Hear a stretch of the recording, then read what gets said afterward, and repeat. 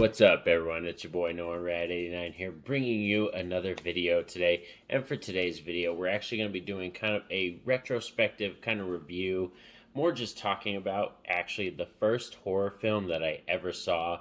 As you can see, I'm wearing my Freddy shirt. Freddy was actually the first horror character I ever got introduced to. Or I might have got introduced or saw horror movies before that, but the first one that stuck with me that I remember was Nightmare on Elm Street Part 2, Freddy's Revenge. Still currently to this day is my favorite Freddy film in the franchise. So today, like I said, sit down with me. We're going to talk about some of my joys of this film, what I do love about this film, and all like my memories of it and that kind of stuff. So as I said, Nightmare on Elm Street, Freddy Krueger was the first horror character that I remember being introduced to at a young age. I was probably about 6 or 7. My mom is a huge Freddy fan. She had Freddy shirts. She had Freddy action figure type stuff. Like she was always into that stuff, Freddy knickknacks and everything like that. So that's how I really got introduced to the character. And Nightmare on Elm Street Part 2, Freddy's Revenge, is the very first one that I remember seeing. And oh man, like even at that age, some of the scenes they really stick with you. Like for instance, the scene with Jesse and Grady in the room when Jesse asks Grady to watch him while he sleeps, and then Freddy starts to come through Jesse and finally comes out of his chest and kills Grady. Like that's probably one of the most memorable scenes ever in a Nightmare on Elm Street film. We also have the scene at the pool sequence, which happens pretty much like right after that. That pool sequence is good. That iconic shot of Freddy, Robert Englund just standing in front of the fire telling everybody, "You are all my children now." Like it's just there's those epic moments that you really love about this film. And oh man, like still to this day, it for me it's always been kind of the second one or Dream Warriors. Those are my favorites. The second one has solidified itself more as years have gone on to be my favorite. At a young age, Dream Warriors did become my favorite for a period in time, just because that's the aspect of having the kids fight back against Freddy and have the powers and stuff. But as I grew up, still Freddy's Revenge kind of, like I said, climbed up and still solidifies itself as that number one spot for me. The first Nightmare on Elm Street film is still really good too, but that's probably going to take the third spot in terms of nightmare films. But man, Freddy's Revenge, the reason I really do like this film is just from the beginning intro sequence. Like it feels like definitely a different type film from the first one.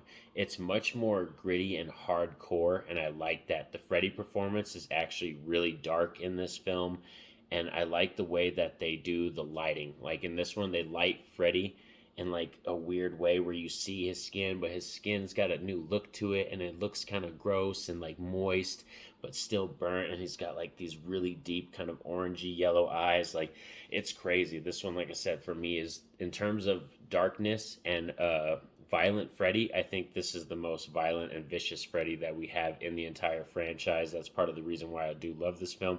Also, our main character, Jesse. I like the fact that it's him, moving into the house that Nancy used to live in. Him and Lisa find the diary in his room after they're cleaning and stuff like that. So it's just, it has this good vibe. And the pace just keeps going, and it gets you enthralled with the film. And like there's really haunting imagery in this movie too, and that's what I like. Like even the scene, one of my favorites is when Jesse's like pulling the blanket on his sister and he notices that he has Freddy's glove on. Like there's just really tormenting imagery in this movie, and I like it.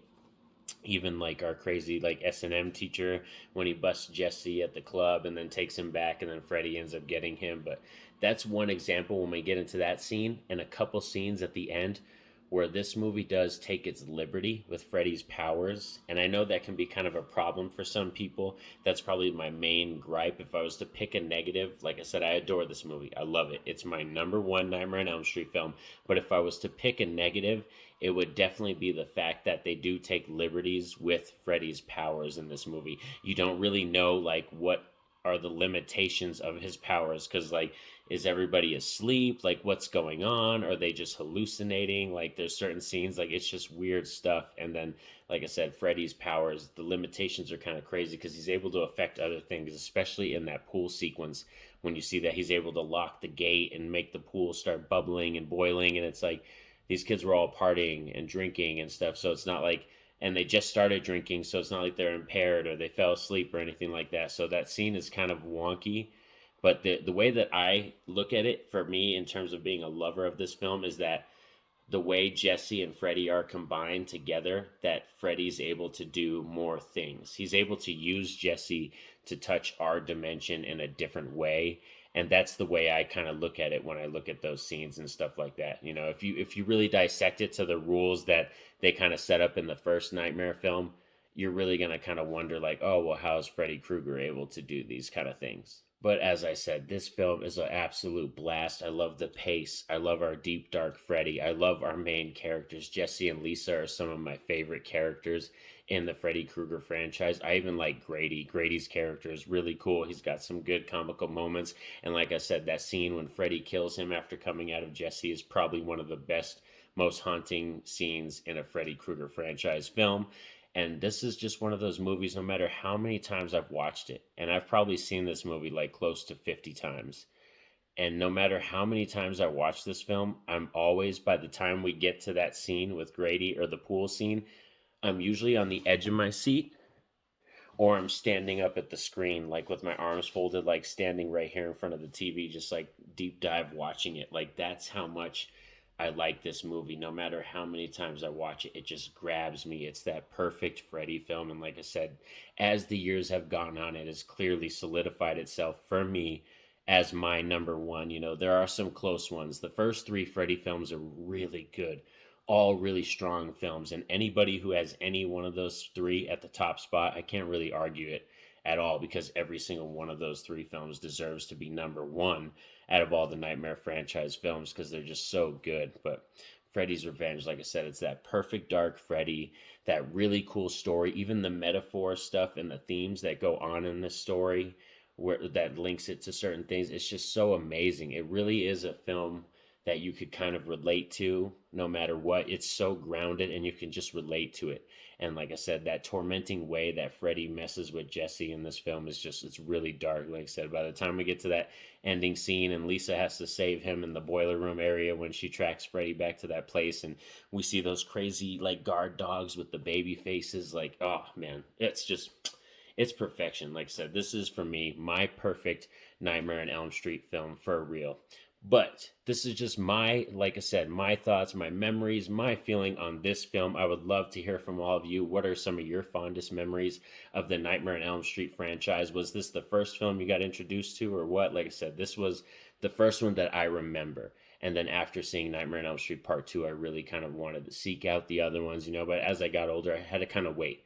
I watched things on AMC and USA and stuff like that, you know what I mean? Those are kind of how you watch things at first, and then when you get older, you know, your mom takes you and you go out to the video store, Blockbuster, Video Update, and you're getting to into the more whole genres and stuff like that. So, like I said, this is a cherry of a film for me, a gem that I really do adore. And like I said, no matter how many times I return to this film, it packs a punch and it always pulls me in. But leave your comments in the comment section. I would love to hear from all of you. What are your thoughts on Nightmare on Elm Street Part 2, Freddy's Revenge? Do you like this film, or is this one that kind of falls flat for you in the Nightmare on Elm Street franchise? I would love to hear from all of you.